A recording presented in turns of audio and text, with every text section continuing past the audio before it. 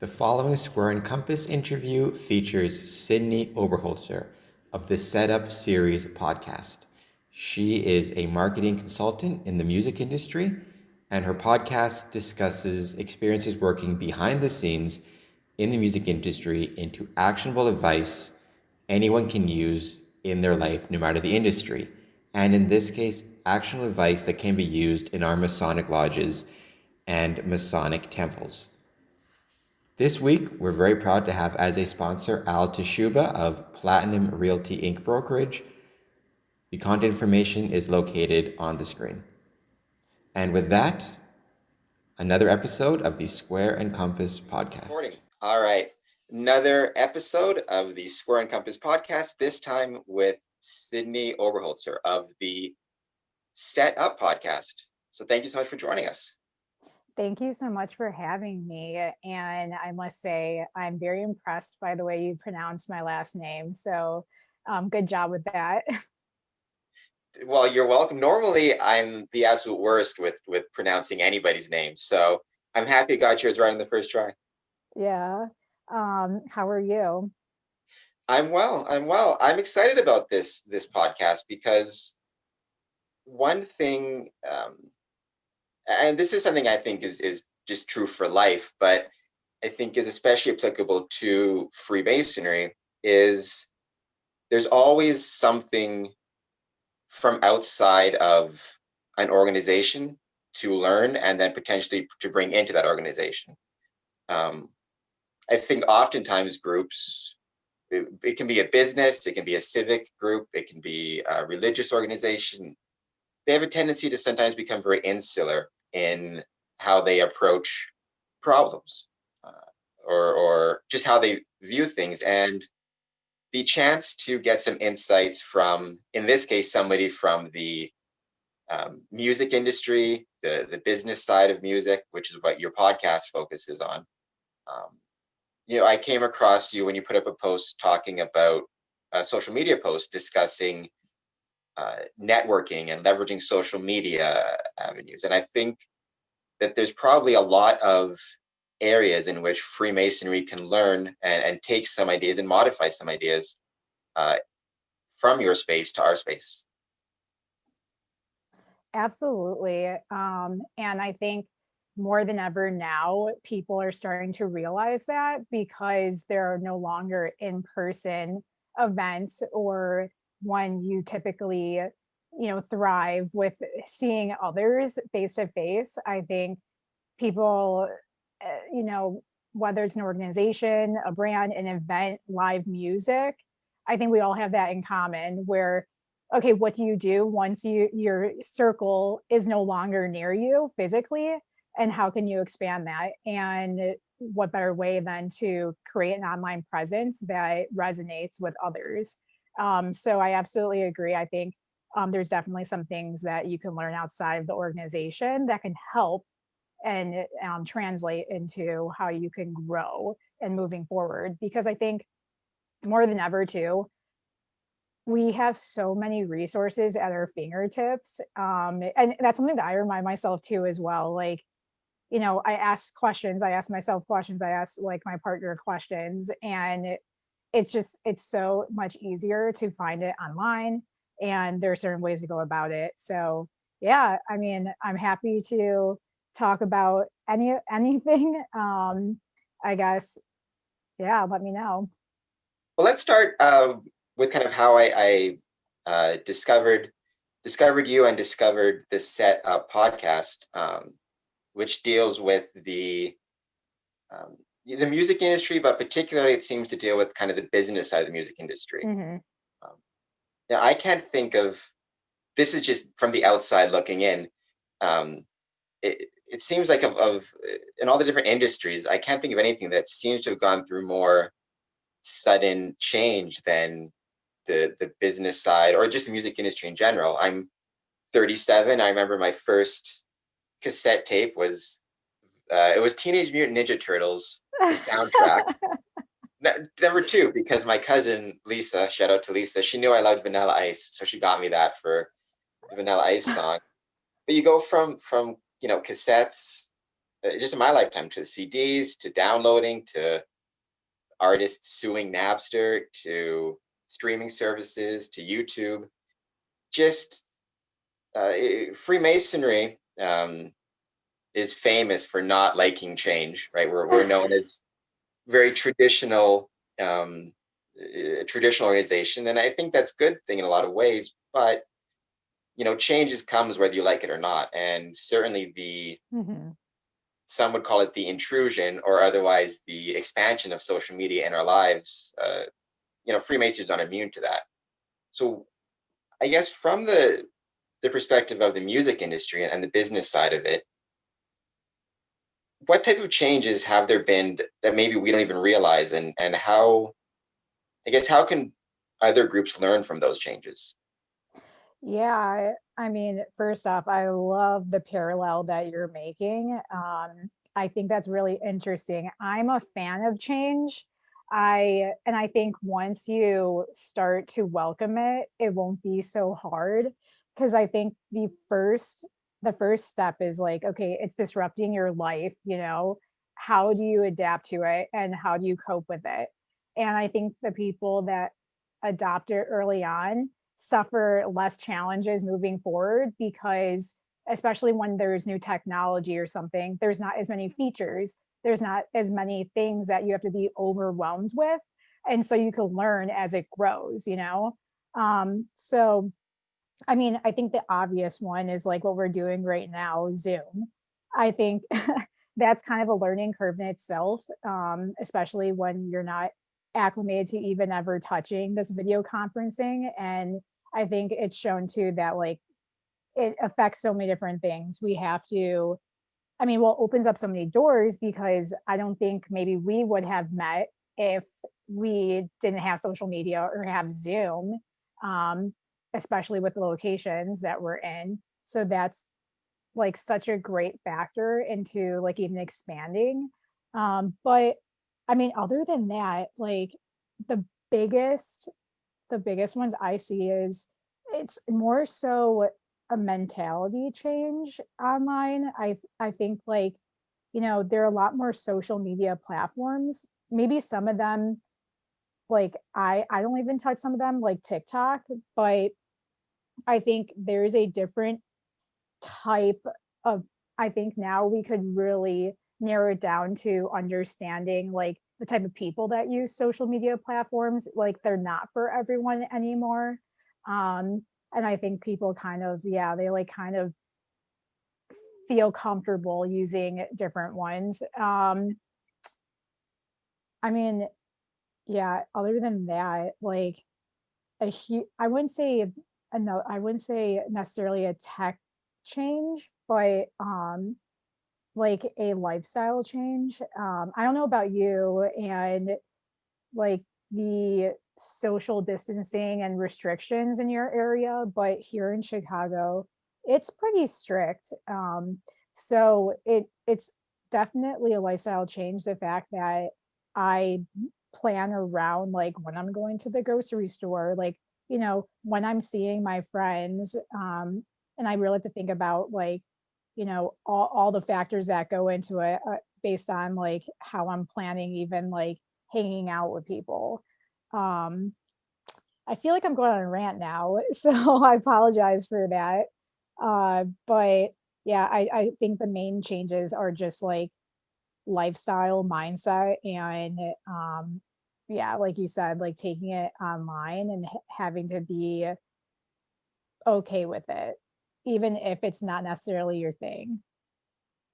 What about I guess what are some of the mistakes that you think, whether it be in the music industry or otherwise, people make when they're trying to kind of leverage online resources for networking or promotion, or um, doesn't necessarily be promotion in the sense of recruiting people to join Freemasonry or whatever. It is more promotion in the Hmm. sense just trying to inform people about what a lodge is all about, or what a temple is all about, or even just celebrating um, celebrating a milestone, like trying to promote the Windsor Masonic Temple turning Yeah. 100 years old.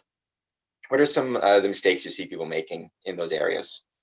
Well, although promotion, in a sense, you may think it's about like you and your brand, I think you have to reframe. Like the biggest mistake I see is that people think that it's all about them, whether it's networking or like whatever service they're promoting, or if they're trying to expand an organization. You have to think like, what is the value it can bring to whoever you're targeting? And you really have to understand like your audience. Like it can't just be everyone, because then you're going to overwhelm yourself. And when I mean like really understanding your audience, I mean, for example, like the easiest way to do it is collecting data online, or talking to your inner circle already. Like what types of people are already part of the organization? Um, and what are your core values? And like what do you want to show to maybe outsiders? And then understand like what value that brings. So if you're turning 100, what does that mean? Like what were your accomplishments and how does that affect other people? And really just honing in on like the values you want to bring and that insight, whatever it may be. Because at the end of the day, if no one's part of your organization now, there's a reason why they weren't. So how can you change their mindset to maybe care just a little bit to seek more information? Um, so always think like it's not about you, it's about who you're targeting. Second, I would say this is another huge mistake that I see like people doing all the time. And I know sometimes I want to do it because it's the easiest thing in our heads, is sending a quick link, or like giving up on that value proposition, or like any additional information, description, or whatever, and just sending a link in a one word because you think, oh, I could mass send this out to everyone with no context. And biggest, the most important factor is to add that context and tie it into why you're even reaching out and getting personal with someone else. Because people can like, they know when something is like mass communicated to everyone, which yes, that seems like a lot of time, but it's worth it.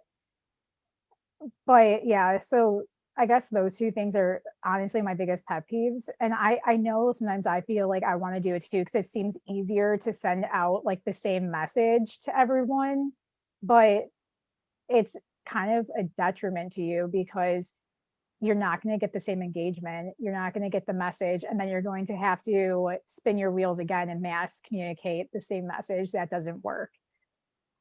So yeah, I would say those are the two biggest mistakes. And also, last, um, thinking that every platform or channel, and this can be like outside of social media as well, that everywhere that you can communicate something has the same rules and the same people. I think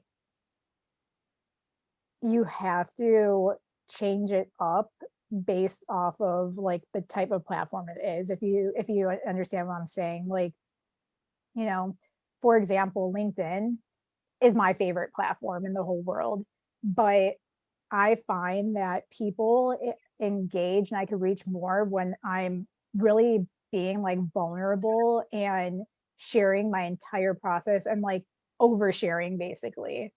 Um, for whatever reason they love it, as long as you could tie it into how that can help them with whatever they're doing. But that's going to be different than maybe how I communicate the same exact idea or podcast or service to like a Facebook group, because Facebook seems like it's more to the point.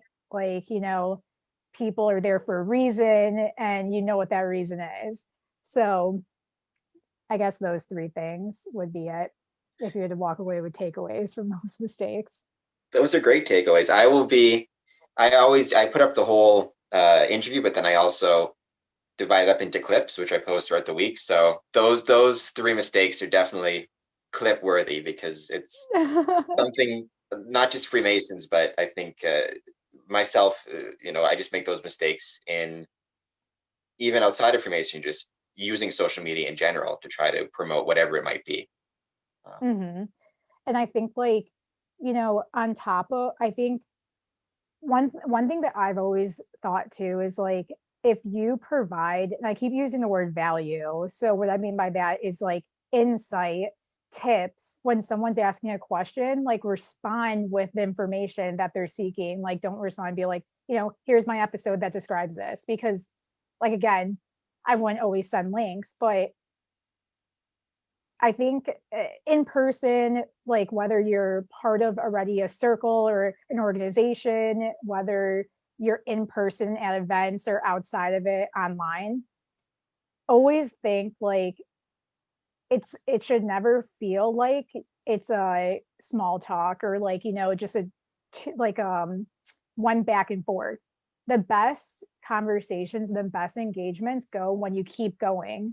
Like if you comment on like a Facebook group post and someone comments back, just don't leave it at that. Like keep going. Like try to get more, you know what I mean? Like try to show more of yourself and like provide more, more, more. And I think people drop off at like the first comment and they're like, okay, I got what I wanted. Bye.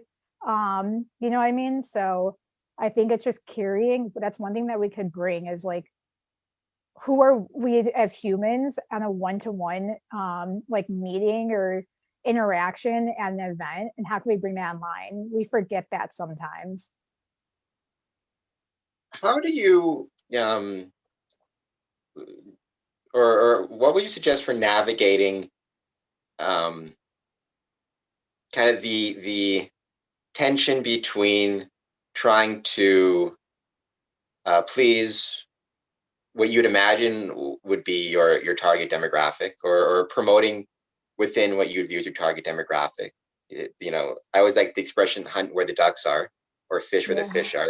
The idea of figuring out who would like your stuff and getting it to them, versus trying to expand uh, your reach. Because in Yeah. theory, the people who might be your target demographic, they might already be aware of the value proposition. Hmm. So it might not be necessary to go into it. Whereas trying to expand your reach, um, they may need that value proposition, especially when you're first finding them.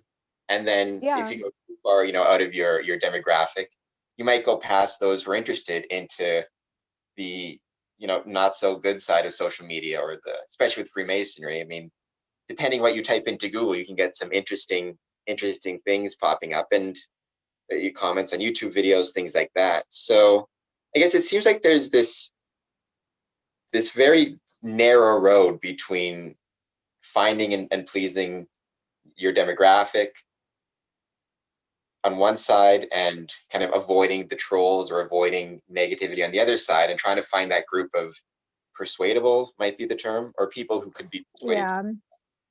I think that's interesting, because yeah, there can be a polarizing, I guess polarizing like eyeballs and like, your brand and like, what you're trying to do. First and foremost, I would say you can't really avoid the trolls. You could do your best to delete comments and all that, but I think like all you can do is ignore that, because those who are actual your followers and believe in what you're doing are the ones that are going to stick around.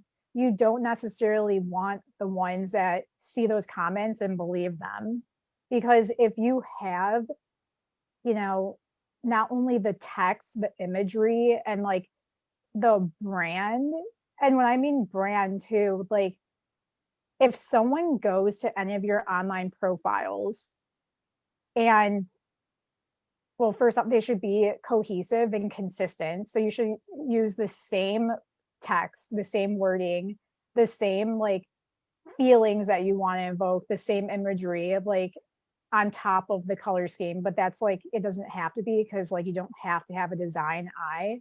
But overall, like it has to be cohesive in the messaging. And where I would start especially when you're looking to expand, is really like who already is following you, who already more. And I wouldn't necessarily hold it to the following metrics as much, because sometimes like those people just follow you for follow back. They may be bots, so you never know. So I would really pay attention to the ones that are messaging you with positive feedback, um, and engaging with your content. And then I would go into who they are connected with, who's following them, and then engage with that content if that's someone that you think would be a great, like, part of your audience. I think that's probably the lowest hanging fruit, because it it's not always like, I'm not saying when you have like millions of followers and they're not all your friends, but I think it shows like, you know, it gives you a little idea on there might be some connection between like people who are already part of your organization and who are their friends. So that could be like a nice way to start. And then outside of that, there are other ways to look into other, like even expanding further. Like you can look up hashtags that are important to you, and then you could see who follows them and who's posting under that. You could even research other accounts with certain words that are meaningful to you, and it could be Masonic, it could be Freemason, it could be anything, um outside of like the actual name itself. And you can find other accounts, and I would even look at who's following them, who's liking and engaging with their content, and that could be really helpful into even understanding, like, outside of your lodge, like what else is out there and how can you make that connection. The the connections that I think making connections is something that Freemasonry, I think, used to be better at, just because our numbers were so high that it was hard not to be well connected. Not for any, particularly nefarious means, as sometimes people imply, but just, when in the 1920s in America, one out of every 11 adult men were Freemasons. So by default, you had a lot of connections in lodges, whether it be with businesses or politicians or historical groups or whoever it might be. I think, Freemasons,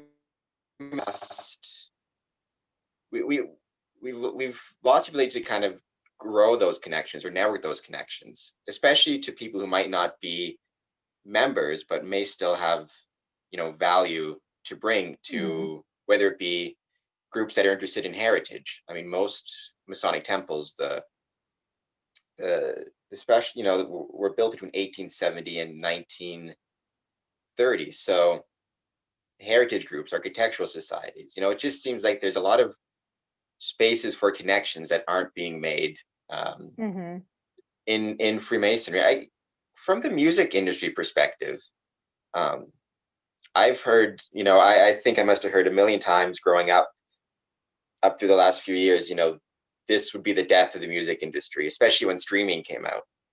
But it seems like the industry is going just fine. How did it manage to weather some of those storms? And was it through connections that the music industry made with artists or different groups, or how did it kind of weather those storms? It's interesting that you bring up streaming. It actually, okay, so someone's always going to get hurt.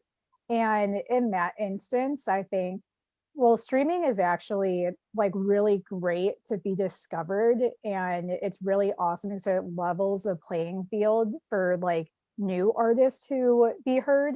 However, I will say it does hurt the artists because they get paid pennies, and also it hurts the like record labels because they're no longer actually selling physical like vinyl or CDs like they used to. However, it puts more control into the hands of the artist. They don't need teams or labels or agencies or management to do any of this for them. And I think that's what's really cool about this change, is like the industry is constantly being disrupted. And like you mentioned earlier, everyone's pretty accustomed to change, and bounces back honestly with just, so okay, it's really funny. Everyone I meet in the music industry has like three different jobs at any given point. So everyone wears so many hats. Everyone is connected to each other in a sense. I think it's different now with the pandemic, but um, so so they're able to bounce back because each person kind of knows different aspects of the industry. They're able to easily identify like new ways to create new technology. And I think that's what's really cool about the industry is that they adopt that new technology. Like I can't even tell you how many like new apps and platforms have been created. In fact, I would actually say that music is going to be like the next big like tech industry, if you will, because everything is now being able to do it online, digitalize, like even change your voice and presets. I mean, you edit podcasts, I'm assuming. So it's like they use similar things to do that and they could Yeah, add I don't music. edit anything. Oh, I'm way too lazy to edit. This is just going up.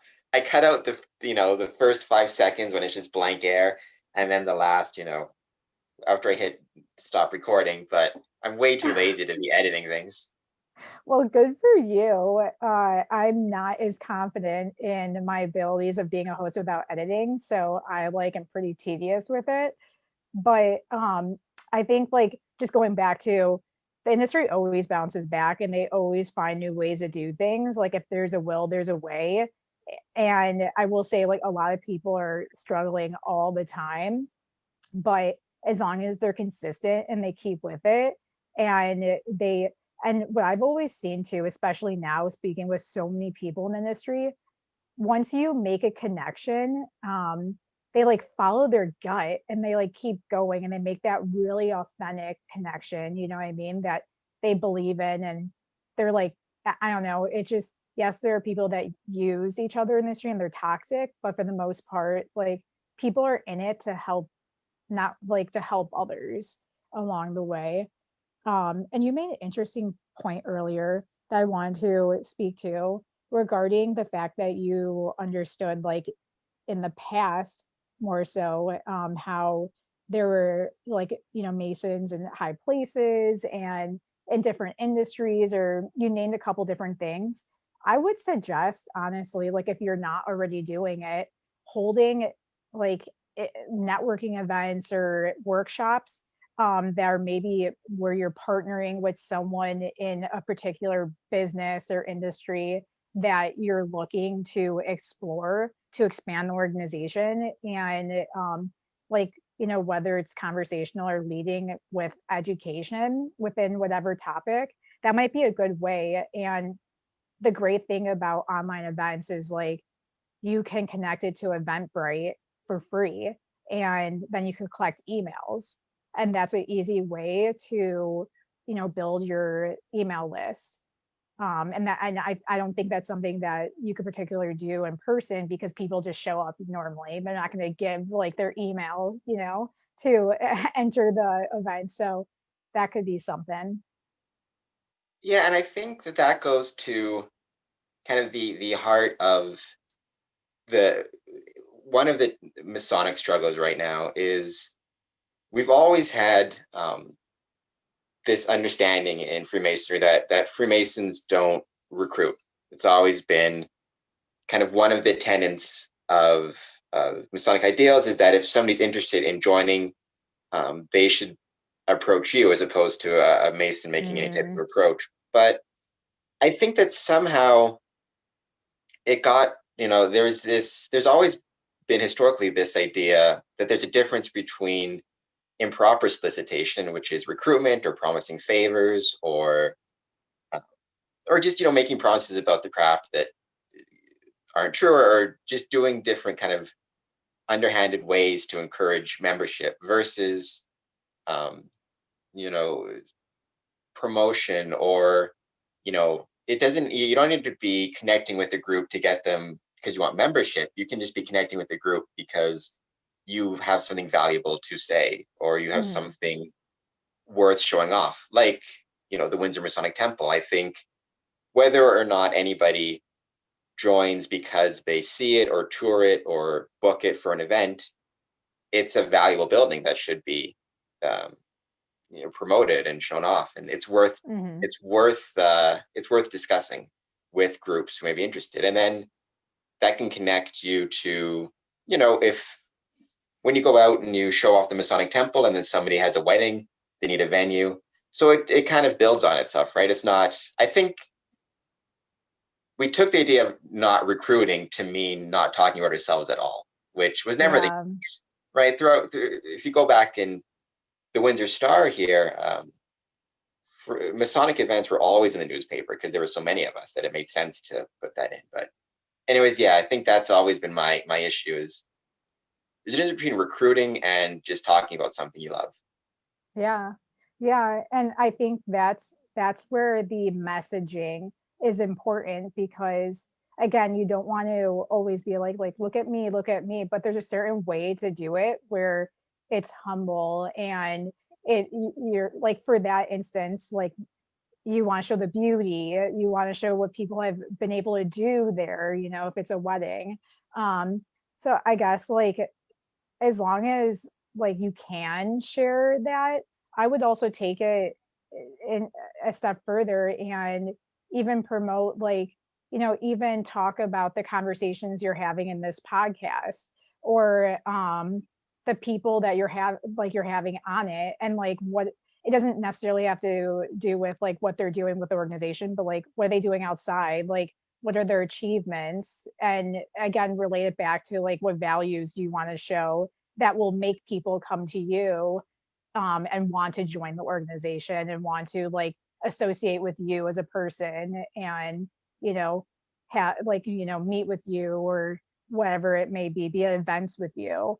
So maybe think of it that way, like outside as well, like who are you, what do you do, and then like all these awesome people that come together, like whatever you can promote without being too salesy, because that's the key. Like you just don't want to be too salesy.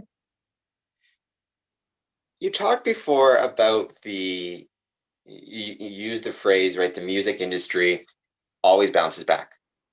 Um, one of I guess, do you think that is because, and this is something that Freemasonry struggles with, how much of the industry bouncing back is related to just the fact that artists and I'm sure the executives and there's the love of music that drives it versus how much of it is driven by the commercial interests?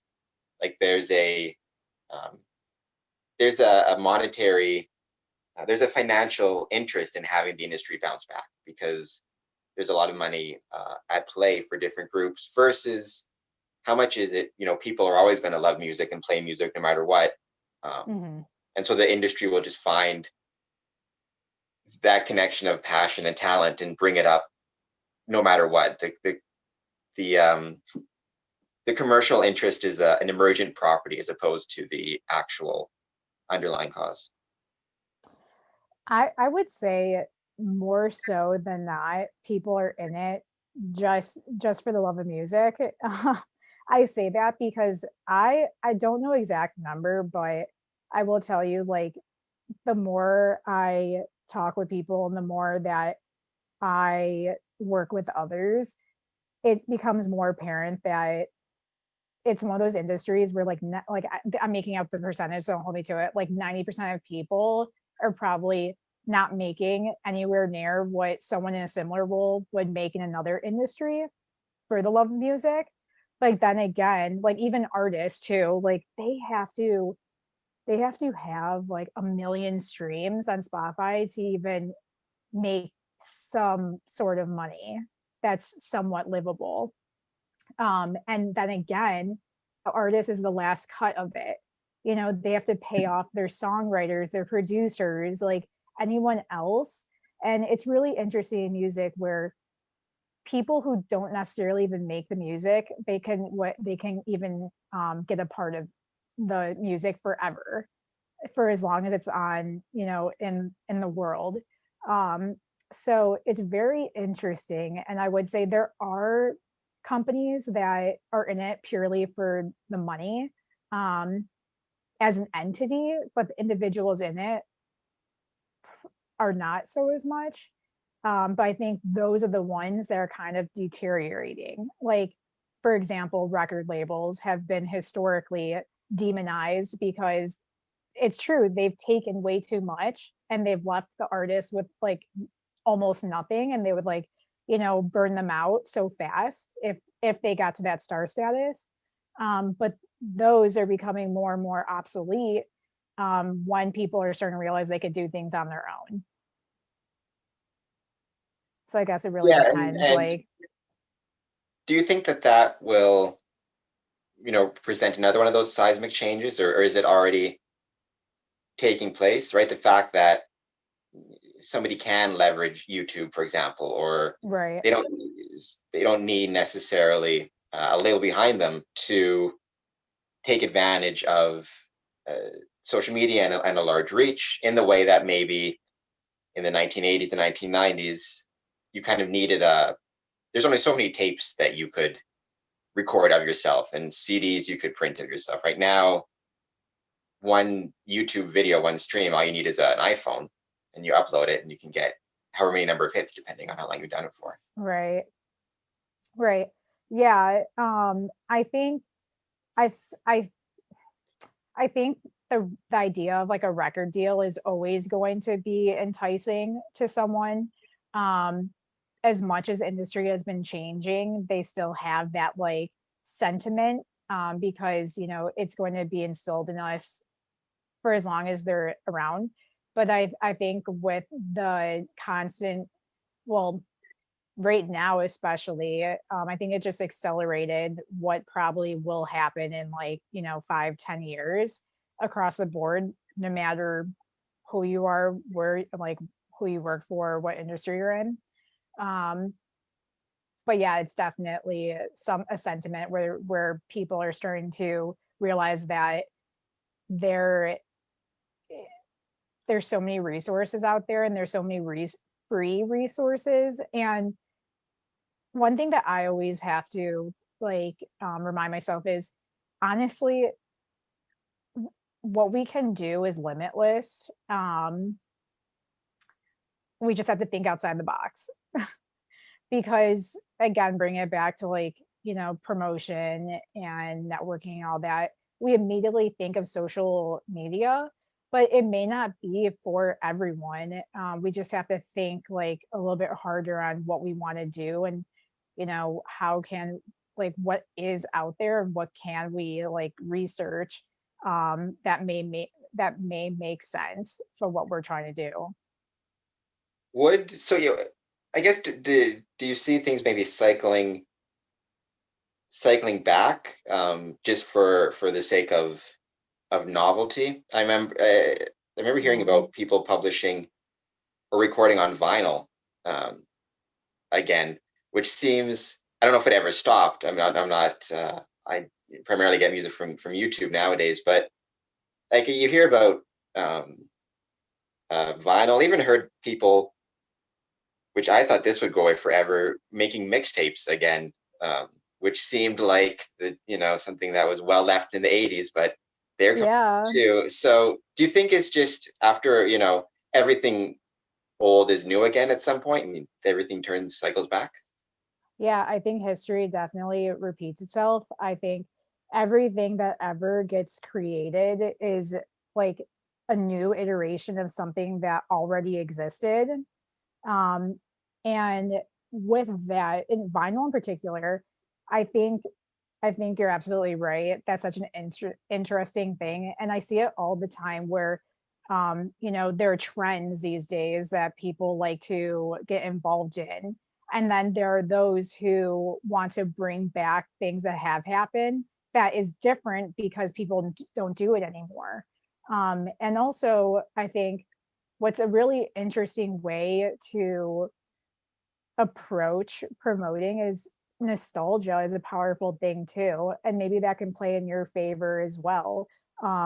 maybe bring back concepts or even imagery, or like tangible items like a vinyl that will spark something in someone, especially if like the age range is right. You know what I mean? It could be nostalgia for someone, and then for younger people who probably never seen that, they think it's the coolest thing because they've never seen it before. Um, so I think, yeah, absolutely, history repeats itself, and that can be a tactic for you. So going back to thinking outside the box, which is something you mentioned uh, earlier, and I touched on this a little bit, but the professional slash commercial aspect of the music industry versus the performance, the love of the craft, that goes to, and I speak only for myself when I say this. This is not representative of the Grand Lodge of Canada or Ontario, Windsor Masonic Temple, just to make that clear. But my, and I'll see if I can put this in like music industry terms, is the really in Freemasonry, there's no such thing as a professional Freemason in the way you'd have like a professional musician. Um, the equivalent would be like every Mason is in like a garage band, right? Where they might have gigs at a bar or something like that, but it's purely done as for fun or as a hobby. Certainly nobody in a garage band would expect one of the members to give up work or give up family commitments in order to, make a gig or make a practice. It's understood Mhm. that it's the thing you do for fun. But the result of that, in my opinion, is, especially with all the changes since the 1950s, which was the last big Masonic boom, everything from, to the amount of time a Mason or just a man is going to have to dedicate to any type of outside events or hobbies, when people are working more hours for the Right. same pay, two income households, family commitments are going up. It just seems that, to me, the one benefit of commercial interests, professional interests, is it does provide um, an incentive to adapt and to adopt to new things. I mean, I heard somebody once use the expression, we're talking about declining membership in Freemasonry, and they said you can't compare membership in 2019, this was, to um, you know the 1950s. That'd be like comparing CD sales in 1990 to CD sales today. But the point was, the music industry didn't just go, well, CD sales are dropping, so I guess that's it for us. We'll close up our tent. Right. Like, there was a commercial incentive in there for both the artists and the industry to try to adapt and find new ways to move forward. It seems like, if music was only a hobby for everybody, well, first, you never have any professional musicians. You wouldn't have the Stones, you wouldn't have the Beatles, or uh, any of those. Leonard Skinner, my favorite band.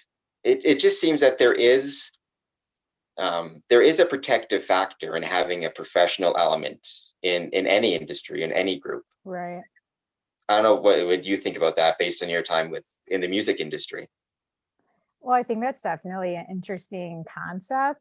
You're making me think a little bit, but I mean, this could just be my perspective, in my opinion, but I think the reason why musicians are able to, well, the stars, because again, like there's millions of musicians out there that are, um, I mean, in a sense, like starving artists, like they just can't break into what they want to do. So in a sense, it is like their hobby, and they're working another profession for the rest of their lives.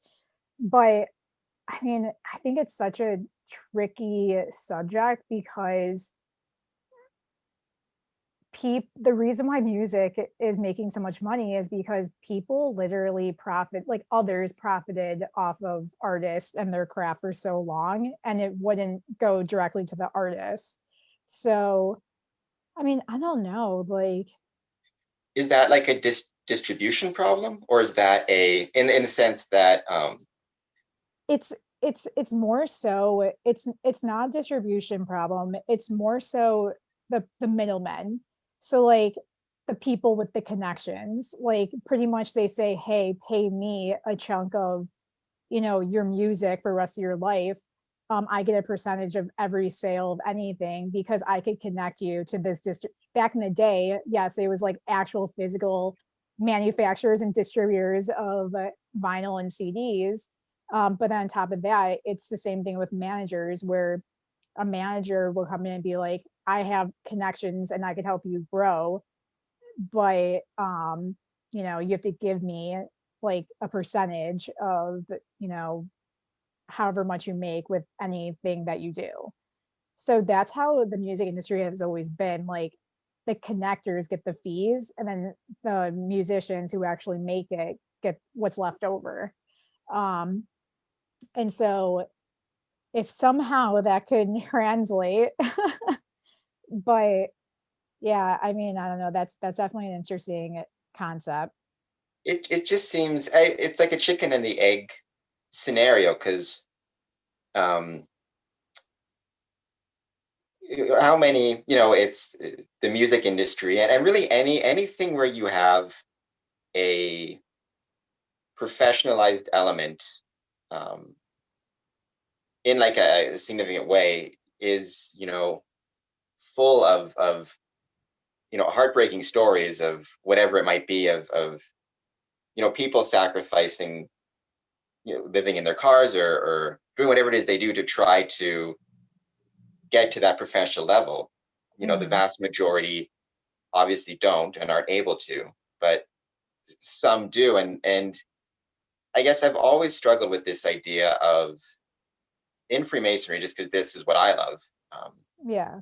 it's one thing to do something purely out of monetary means, which I don't think is healthy in any circumstance. Right. But there's another thing to do something because you love it, but have some type of infrastructure present that if you're good enough or lucky enough or endure long enough or some combination of the above, it can kind of find you and suck you into it. And it might not be the fairest structure, but it will, it does.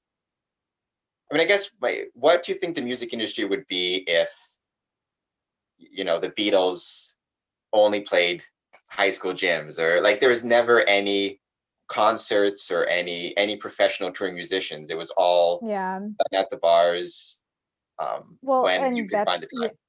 that's actually what I was going to say. I think once money is involved, you have more of an investment and a stake, and you feel like in some certain circumstances, especially in music, like if I had money at stake, I'd be more invested in this artist and I'd want them to succeed more, because uh, you know, that's the whole reason why I would be around as a manager or label or whatever. I'm giving them resources that they could have never gotten. Like to your point, the Beatles, they may have not had the money to be at the status and get the exposure that they got.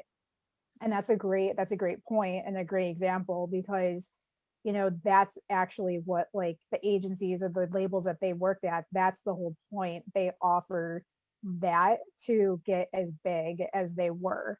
And to your point, when it comes to Freemasonry, is like, yeah, if money was involved, that'd be great because then it would give you the resources, and someone who's like full time into like making it grow. And as of right now, if it's like an organization that's not professional in any sense, and you have an outside job, like just think of your time too. Like you're devoted to something else because it provides for you, your family, whatever, to make a living. But then you have something you love that is not giving you like an income per se. It pays you in, other means, mindset, friends, connections, what have you.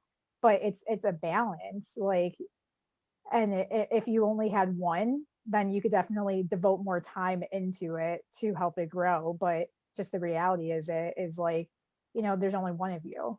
So I think that would be like a major difference is like if your organization had that, it would help like just probably expand it quicker. Yes, that is what I think too. But good luck for that ever happening. But maybe one day I can convince them. I think that that's what this is a years and years, a long process. But that is, one thing that the uh, social media sphere can theoretically provide in a monetization sense. I mean, it's not it's we talked about before, everything old is new again. In the 1920s, when Freemasonry was so large, in both the United States and Canada, there was a gentleman from New York. I can't think of his name now, but he became a millionaire by publishing a Masonic newsletter. But Wow. because there were so many Masons, especially in New York, I mean, the Grand Lodge of New York is an incredible building, that businesses, whether they were Masonic or otherwise, had an interest in advertising in it because there were just so many Masons that would shop in the cities or whatever it is. So it's not it's just a really old idea. The problem is, the audience back then in the 1920s, you had about 10% of your population that was automatically an audience. Now Right. it's significantly less. But, to me, a podcast can be similar to a newspaper in that sense, right? You can have advertisements, you can have subscribers. Everybody, please subscribe to this podcast and the Setup podcast. You can have all of those things, and that's one possibility in terms of monetization. And you can have Masons, doing it and interviewing people and traveling once we can travel again. I don't know. That's just my Hmm. thought on it. Yeah, I mean, and podcasting is so interesting because it's so multifaceted in my opinion. Like, I mean, yes, it's a great core means of communication and education and however entertaining in a sense like a newsletter, but you can also it too to text. You can even like you're about to do make clips. So it's really great because there's so many different things you can do with the podcast. But also what I love about podcasting too that you can't necessarily get with like a newsletter in the 1920s is that like people can reach out to you and they have that connection with the host of podcasts that you can't get anywhere else. I mean, that's why I love it. I feel like there's more of that one-to-one direct to consumer than anywhere else. So I mean, I definitely think it's a great way to spread the message that not only with other masons but also like whoever's listening. Speaking of sponsors, I just mentioned those a second ago. So I'm going to thank him now. Al Tashuba of Platinum Realty Brokerage sponsored this podcast, and I'll throw his card up at the start of this video. It'll be there, and then also at the end. So thank you so much, Al Tashuba, for sponsoring the podcast. See how I did? That was a good segue. Quite happy with it. Do you? I got to ask because I miss traveling so much, and you mentioned that you're in Chicago, which is absolutely one of my most favorite cities in the world. I've been there a bunch, and I love it so much. Have you had the chance to check out any of well, you might have not known it, the Masonic landmarks in the city, like Oriental Theater down in the Loop? Yeah, so I mean, I used to pass that all the time because it's right by the like, State Street, big shopping area. But yeah, that whole area is beautiful. And I would say the Loop is probably has some of the oldest buildings in the city. So that does not surprise me. Yeah, the Oriental Theater. It was originally a Masonic temple. It was one of the. Um, I think it was the biggest in the world until Detroit took over that largest Masonic temple. But yeah, if you look on the that's facade of Oriental, I think it's on like the second or third floors. You can still see on the front the square and compass symbols. They didn't get rid of them. And then Jefferson Lodge down on the, or No, it's the Lodge. Oriental Lodge now is down on by the Blue Line, Jefferson That stop. does not help. Oh, okay, yeah, maybe, yeah, maybe that makes sense. I'm trying to think where that is, but yeah, I'm pretty sure it's the Jefferson Park stop, if I got that one correctly. But that I yeah, mean, anyways, that's definitely a stop, so you're on the right track. So you're probably right. my favorite movie, well, not one of my favorite movies growing up was Adventures in Babysitting with Elizabeth Shue, Yes. which takes place. So the first time I went to Chicago, I was just so happy to be riding on a subway, like or on the L, just anywhere, just because of that famous movie scene. But how are things in Chicago? I know you mentioned at the start that there's pretty strict lockdown orders right now, but um, I'm hoping I can Well, visit there again soon because I love that city. yeah, yeah. Well, I'm assuming the majority of the times that you have been here was when the weather was actually nice, because I would say it's probably not as worth it if it's like, because I mean you understand, like, you're even further up north, but here with the lake effect, it's not like nice snow. Like, really, it's like just bone chilling, and usually like slush or ice. And right now it's actually decent. The weather is all right. I mean, it's had it overcast for a week or so, but in regards to, everything that's going on with the pandemic, yeah, things are pretty much shut down, other than like grocery stores. Their restaurants are still really trying to stay open with outdoor seating, which is absolutely absurd to me. I'm not going to be eating outside anytime soon. I'd rather do takeout or delivery. But other than that, yeah, there's really not much to do. I'm pretty conservative when it comes to social distancing, so I barely do things or see friends or family, unfortunately. But yeah, they're pretty strict here. How about where you're at? Yeah, we just Windsor, Ontario. Ontario just entered into a lockdown on December 26th. Um, in Windsor, it's going to remain locked down for 28 days, and then they'll see after that. Wow. So, I mean, lockdown, right? It's obviously, grocery stores are still open, pharmacies are still open. A lot of restaurants are moving to takeout, which we're not quite as brave as the Chicagoans. We're not. Actually, Chicago? What is the? Yeah, Chicagoans.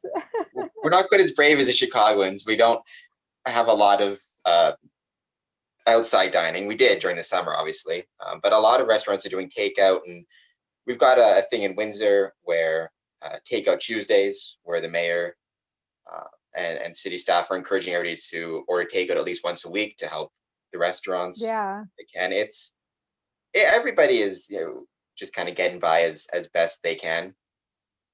Um, and I actually did a podcast episode or a brief clip about um, Freemasonry in 1918 through 1920 during the Spanish flu pandemic, and the city made it through that, and we made it through that. So I'm sure we'll make it through this too. But absolutely. it's And that's, obviously, sorry, go ahead. I was going to say it's obviously challenging for a lot of different ways, but we're Yeah. making it through. Yeah, and that's an excellent example of some great content that's relatable and helps us like push forward, because like you said, like similar situation has happened before and we could push forward. But also, I it just clicked right now, but you were just over the border from Detroit. Like, you could probably see Detroit if you're in like a tall building. Um, is it a fairly small city, or like We're compared to about two. Chicago? Yeah, we're 200 and I mean almost every city in Canada would be small compared to Chicago or any kind of larger city in the states. Windsor's 221,000, if I do recall correctly. Um, Wow. so yeah, we're a lot of people back in the day when you could cross the border easily. A lot of people from Detroit said, Windsor felt like a suburb that was just harder to get into than an actual different country. And then there used to be so much traffic. I used to love Chicago, obviously, but just crossing to Detroit to grab dinner or whatever it is. There's still some border crossings for people who work in Mm. the States, especially nurses and stuff who may work at hospitals in the States. But yeah, it's definitely strange seeing so much less traffic crossing the bridge or going through the tunnel or anything like that. So, but definitely Chicago is on my list of places when I can travel again. I've been there in winter a few times. It's been interesting. I grew up in Winnipeg, Manitoba, though, which is like above Minneapolis. Yeah. So I managed. Yeah. Um, yeah, I still have never been to Canada and I really, really want to. And actually, what I was going to tell you is one of my best friends married someone who's from Windsor. Like his family still lives there. Where So that's a I'm sure he's a wonderful, terrific person, wonderful, terrific man. Terrific. Everybody from he Windsor is. is. Yeah, no, he is. He's a great person. So yeah. Very cool. Well, this has been a fun reminiscing about Chicago and all the places we can't go anymore, but hope to one day. Yes, hopefully sometime soon. Knock on wood, sooner rather than later. But tell me Yes. about I came across you through social media with your connection to the Setup podcast. I've really enjoyed the episodes I've had the chance to listen to so far. Um, Even though I love music, I can't perform any music to save my life, and I love business, but my bank account would say otherwise. But even though I still enjoy the topics in the podcast. So tell me a bit about, or tell the people about the Setup podcast, where they can find it, all that stuff. Well, thank you. I appreciate the time to talk about it. So the Setup podcast, it's been changing a little bit, but essentially, it is the purpose of it is to help those who are trying to navigate the industry. Right now, we are featuring women entrepreneurs in music, which is really inspiring and empowering because there's such a small percentage compared to men. And then next season, we're actually talking about music marketing and promotion. So that's really exciting. But yeah, I just started it off of the idea because when I was breaking into the industry, I could not find any resources. I couldn't even, like I mentioned earlier, I couldn't find anyone that I was meeting in person online. And that just blew my mind. I'm like, how the heck are you working with these like really cool artists and doing all these insane things? And I cannot find you anywhere. So after it taking, like as long as it did for me to break into the industry, I just wanted to provide a resource to those who were in my position that I was at the time. And so, yeah, the topics are all across the board, and it's really just helping those artists who are looking to, excel and grow their career, or music professionals who want to help artists and want to learn about the roles that they're interested in. And you can find it at thesetupseries.com or the And Setup then, Series on all major social platforms. uh, I guess whether it be due to the pandemic or changing, I guess this is a good place to leave it. Just moving forward in the music industry in general, what are some things or what are you most excited about moving forward? Live events again. I was I just mean, thinking other that after as the question was coming out of my mouth, I was like, I think I know the answer. yeah, I mean, more than that, I know live events will come back. I just really hope that they have guidelines and have parameters in place that make everyone feel comfortable. Because, like I said, like I'm very conservative, so I know live events will come back, but I just hope that I'm ready for it and that they keep creating new ways to make sure that it's not as unsanitary as it was in the past. Because I think of all the things that I had to do like, porta potties without hand sanitizer, or like being like sardines in the crowd. That's so crazy to me. I cannot fathom that being a thing anytime soon again. So I'm just really excited for just like the constant innovation, and like having the extra parameters to make sure that they actually adhere to health guidelines. How would that affect? I'm just thinking out loud, the income side of it all. Like Yeah. if stadiums are running at say 25% capacity to make sure they can properly socially distance, um, I mean, do they make it up that's in the back end somehow, or do the stadiums just pay the difference? well, a lot of the sales come from food and beverage anyways. I think that probably will cause some issues. I know, like over the summer and into the fall, there have been a lot of like sectioned off, like you had to, I mean, as of right now, like I think music's at like a standstill unless it's live streams or virtual reality or something like that.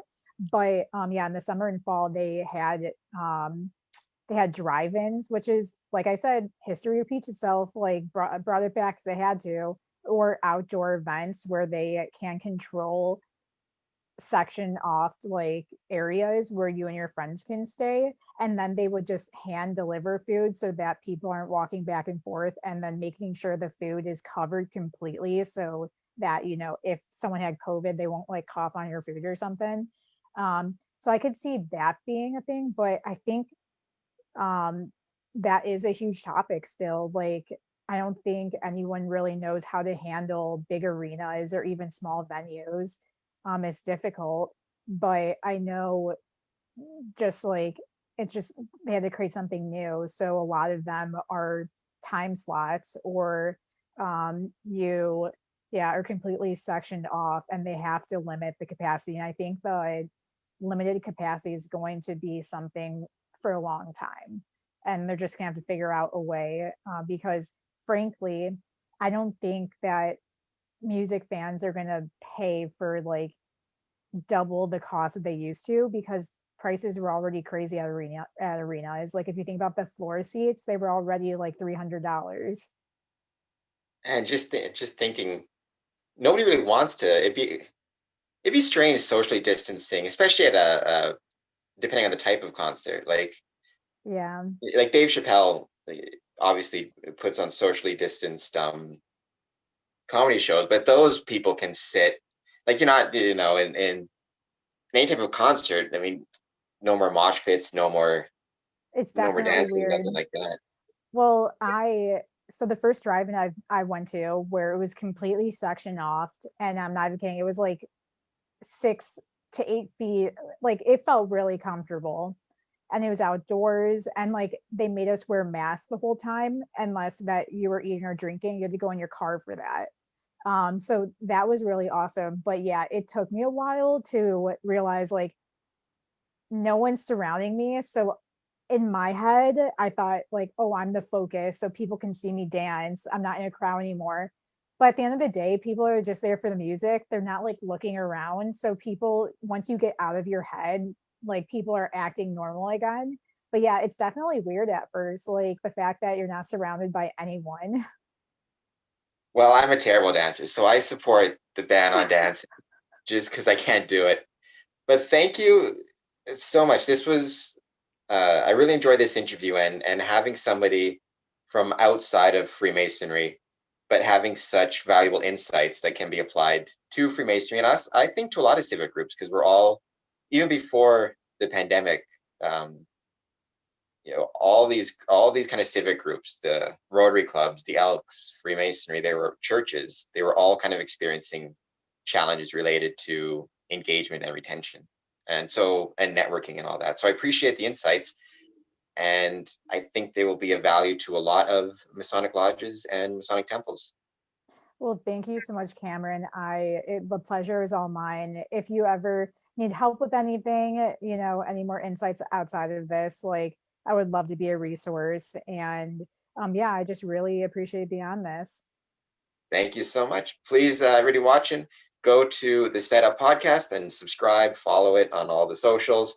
Same thing with the Square and Compass podcast. It's down there somewhere, the red subscribe button. Hit that, all that good stuff. And thank you so much. Thank you. See you.